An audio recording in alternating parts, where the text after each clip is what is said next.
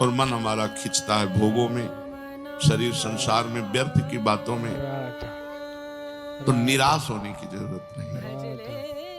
जिस साधक की ऐसी स्थिति है कि वो भजन तो करना चाहता है, भजन के लिए जीवन अर्पित किए है, भजन में बैठता भी है, पर भजन में मन नहीं लगता, मय्यासक्त मना वो नहीं है, उसका मन भोगों की तरफ खींचता है। क्या कह रहे हैं? पहली बात, साधक की नियत सच्ची होनी चाहिए कि मैं भजन करने के लिए ही बैठा हूं। जो भगवान के नाम का जप करने के लिए नियत उसकी सही है, मैं भजन करना चाहता हूं, अंदर से चाहता है भजन करना चाहता हूं, पर ये दुष्ट मन बार बार विषयों में, व्यक्तियों में, स्थानों में ये भटकता है, उसको अच्छा नहीं लगता, पर वो मन को वश में तो कर नहीं पा रहा, इसलिए मन जा रहा है पर उसे अच्छा नहीं लगता। ये है सच्ची नियत का साधक। वो भजन करने बैठा, उसका मन भोगों में जा रहा है, उसको अच्छा नहीं लग रहा, जलन हो रही, ये क्यों जा रहा है? बार बार वो प्रयास करके अपने मंत्र को, अपने नाम को चला रहा है। उसने जो ही भजन के लिए बैठा, तो भगवान ने भजन करने के पहले से ही उसको अपना मान लिया भजनानंदी। यहां वर्णन करते हैं कि जैसे कोई धनी आदमी किसी को नौकरी के लिए लावे, लेबरी के लिए, और कह दे हाँ तुम बैठो, हम काम बताएंगे, और पूरा दिन हो गया उसको कोई काम नहीं बताया, तो शाम के 5 बजे जब वो चलेगा, मालिक से कहेगा हमारे 500 रुपए दीजिए। कहेगा किस बात के? बोले बैठने की। आप हमें लिवा के लाए, आपने कोई काम नहीं बताया, तो हमारी तो दिहाड़ी आपको देनी पड़ेगी। तो ईमानदारी से उसको 500 रुपए लेबर को देने पड़ेंगे, क्योंकि वो तो आप बुला के लाए और कहा यहाँ बैठ जाओ, वो बैठा है, अब आपने कोई काम नहीं बताया तो कोई काम नहीं किया, पैसे आपको देने पड़ेंगे, पेमेंट आपको देना पड़ेगा। ऐसे ही तुम सारे दिन प्रभु को अपना दिए हो, सुबह से लेके शाम तक वाणी पाठ, नाम कीर्तन, भजन, इसके बाद आपका मन नहीं लगता, तो जो मन लगने का फल है वो आपको प्राप्त होगा। भगवान बेईमान नहीं है, भगवान ईमानदार है, और भगवान सर्वज्ञ है, जानते हैं कि ये मेरा भजन करने का प्रयत्न कर रहा है, पर मेरी दुरंत माया के कारण इसका मन भजन में नहीं लग रहा है, तो भगवान उस साधक को भजन का वैसे ही फल देते हैं जैसे फल मन लगने पर। क्या फल मिलेगा? उसका मन लगने लगेगा। भजन का फल क्या मिलेगा?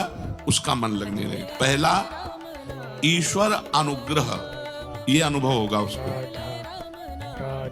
मेरे ऊपर भगवान की बड़ी कृपा है, मेरे ऊपर भगवान की बड़ी कृपा है, श्री जी की बड़ी कृपा है, ये बार बार अनुभव होगा। भगवद अनुग्रह अनुभव पहला, और दूसरा फल क्या होगा? भगवान की सत्ता में अपने को लीन देखना, ये फल मिलेगा। जो ईमानदारी से भजन करने में बैठता है पर मन नहीं लगता, तो मन ना लगने पर भी उसे कुछ दिनों बाद ये अनुभव होने लगेगा कि श्री जी की हमारे ऊपर बड़ी कृपा है, और फिर श्री जी की मधुर महामंगलमय रूप में वो लीन होने लगेगा, अपने आप मन उसमें लगने लगेगा। इसमें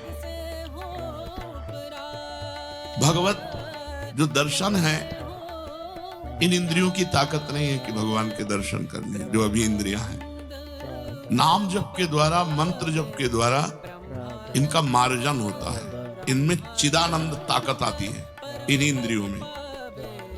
स्थूल इंद्रियों से भगवत रूप दर्शन नहीं किया जा सकता। जब भजन किया जाता है, डट के भजन, तो इन्हीं इंद्रियों में चिदानंद सामर्थ्य आती है, और इन्हीं नयनन सब सुख देखे, अपनो जन्म सुफल कर लेखे, उसे अनुभूति होने लगती है।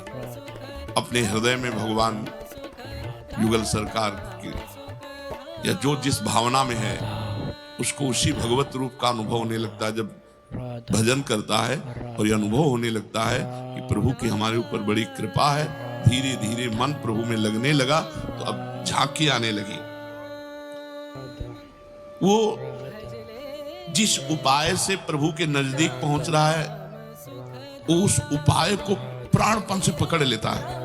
उसको समझ में आया ना, इससे फायदा मिला, इससे हमें आनंद मिल रहा है, जैसे नाम जप, मंत्र जप, और उसको संसार से बैराग हो रहा, प्रभु में अनुराग हो रहा है, कुछ अच्छा वो समझ गया, दवा काम कर रही। अब वो इतनी आसक्ति कर लेता है नाम में कि जैसे कहीं हमने देखा कि गुरु जी को बात करने का तो बड़ी रफ्तार से चल, तो क्या पहले नहीं चालू था? क्या नहीं, पहले मानसिक चालू था। देखा बात कर रहे हैं कि छूट न जाए, तो उपांशु में फौरन उपांशु में आ गए। सिद्ध महापुरुष भी तद विस्मरणेन परम व्याकुल देति। प्रभु का विस्मरण होने की भावना मात्र में इतनी व्याकुलता पैदा होती है, आप समझ नहीं सकते। एक अंदर विशेष प्रकार का कष्ट होता है, क्यों छूट गया, ये क्यों रुक गया, मैं क्यों इतने मिनट खाली रहा। मंत्र चल रहा है लेकिन ठीक अनुभव नहीं हो रहा, तो भी उससे संतोष नहीं हो रहा। वही आंखों में दिखना चाहिए, कानों में सुनना चाहिए, वही हृदय में चलना चाहिए। ये आसक्ति, ये फल मिलेगा बैठने मात्र का, मन नहीं लगता। आप बैठते रहिए, एक दिन आपको ये फल मिलेगा कि हमारे ऊपर प्रभु की बड़ी कृपा है, और आप मंत्र में, नाम में तल्लीन होने लगेंगे। जिस सामर्थ्य से उसकी स्थिति ये पहुंची है, उसमें उसकी आसक्ति हो जाती है। राधा नाम में, निज मंत्र में, राधा वल्लभ श्री हरिवंश नाम में जिसकी उस वृत्ति चली और उस वृत्ति से उसको ये लाभ मिला, उसमें उसकी आसक्ति हो जाती है।